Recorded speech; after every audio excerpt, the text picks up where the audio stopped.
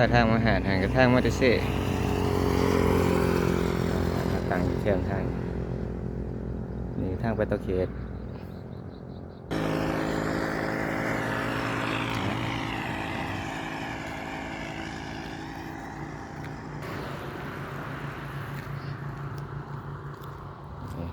ทางทีจอดรถกว้างขวาง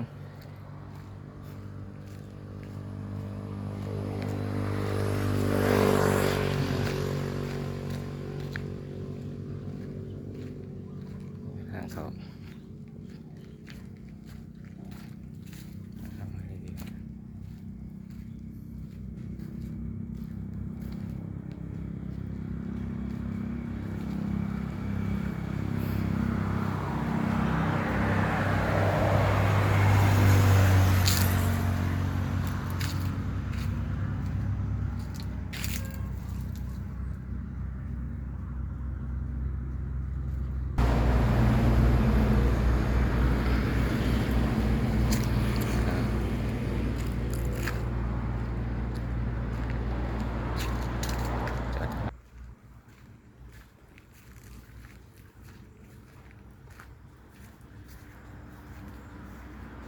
เป็นขั้ว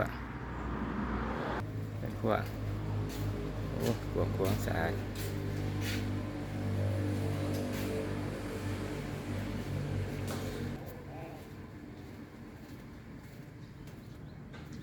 อันนี้ก็ห้องน้ำมีเดินจอดรถอีก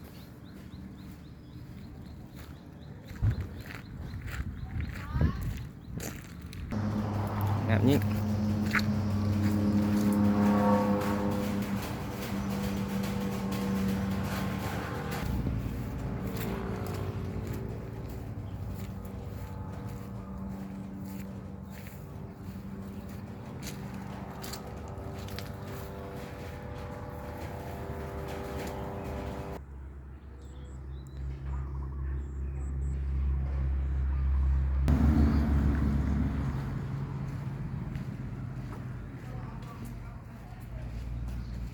โอ้ยหางก็คือว่าสะอาดสะอมเนาะอย่างงามโตตังแม่ขั้วก็มีแต่งามๆ3แม่ขั้ว